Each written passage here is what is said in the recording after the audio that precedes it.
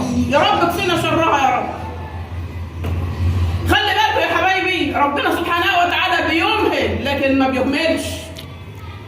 عقوق الوالدين دي ديون ولازم نسددها وانا هنا، الا اذا استغفرت وتبت ورجعت الى الله وقلت لها سامحيني يما. ايوه، بوس على ايديها وبوس على ايديها وقول له حقك عليا انا غلطان. يما انا ما كنتش نعرف، يما والله ما كنت نعرف، انا غلطان حقك عليك.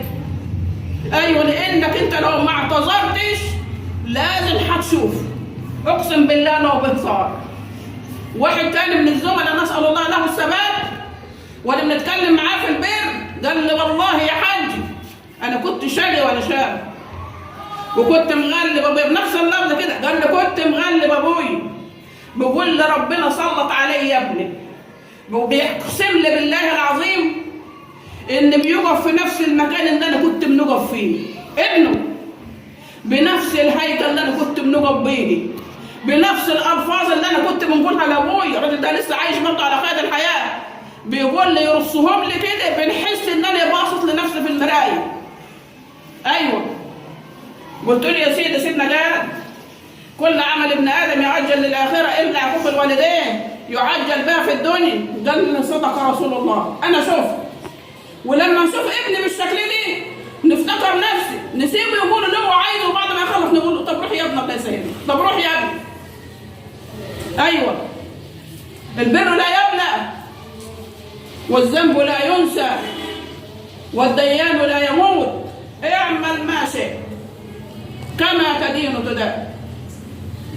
خلي بالكم يا حبايبي، ربنا سبحانه وتعالى حط الاب والام رقم 2 بعد عبادته. قال وقضى ربك الا تعبدوا الا اياه، بعدها قالوا وبالوالدين. ده ما قالش محبه، ده قال احسان، يعني لازم نعاملهم باعلى درجات الايمان وهي الاحسان. السيده فاطمه بنت اسد رضوان الله عليها والسلام كانت ام سيدنا الامام علي كرم الله وجهه.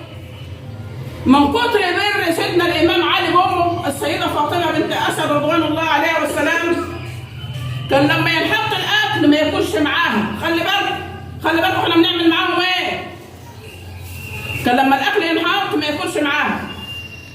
فستنا فاطمه زعلت وراحت اشتكت لسيدنا عليه الصلاه والسلام، بتقول له يا رسول الله علي ما بيرضاش ياكل معايا. خلي بالكم الناس اللي كانت بتخاف من ربنا، بتقول له يا رسول الله علي ما بيرضاش ياكل معايا، يا ترى هو قرفان مني؟ ما بيحبش ياكل معايا ليه؟ انا عايزه ابني ياكل معايا. فبيساله بيقول له انت ما بتاكلش مع عمك ليه؟ قال له يا رسول الله انا بنحط لها الاكل ونخاف نمد ايدي على حاجه يكون هي نفسها فيه. خلي بالكم من الكلام، بنخاف نحط ايدي على حاجه تكون عينيها نفسها فيه نبقى عقدتها. شوف الناس كانت بتدور على ايه؟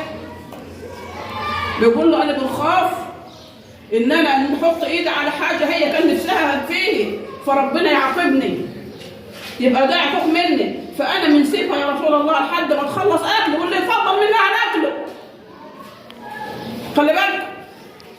خلي بالكم من الرجاله، نسال الله لهم الهدايه. خلي بالكم من الرجاله اللي يطلع بالاكياس وامه قاعده على السلم والكيس يخبط فيه ويطلع بالفاكهه لمراته وعياله وهي لا. الكلام ده انقال لي برضه. جايب لي امي اتصلت عليا الساعه 12 بالليل وقالت لي اخوك طالع بكيس فيه جوافه، بس ريحتي يا بنت الجوافه حلوه. السلام عليكم. كان نفسي يا بنت في جوافاي. قلت لها يا انا يما نفسك في جوافه؟ انا يما هروح نجيب لك دلوقتي. قالت لها يا بنتي انا انت خلصت يا بنت النفس باتت، بس انا بندردش معاك، بس والله يا بنت الجوافه كانت ريحتها حلوه. طب انت يا مفتري، الخير اللي انت فيه ده هي سبب الفضل فيه بعد الله سبحانه وتعالى. طب قبل ما تطلع كده بالاكياس وتخبط الكيس في كتفيك قول لها خدي يوم اللي انت عايزاه، انا جايب فاكهه ليا وللعيال، خدي يوم اللي انت عايزاه واللي يتفضل منك يوم ما ناخده. لكن خد الاكياس وطلع، والنوعيات دي كتير في الزمان ده. كل اللي يهمه ياكل هو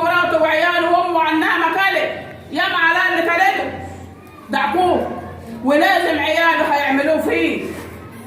البر لا يبلى والذنب لا ينسى والديان لا يموت. اعمل ما شئت فكما تدين تدان. وصلى اللهم وسلم وبارك على سيدنا محمد وعلى آله وصحبه وسلم، والحمد لله رب العالمين.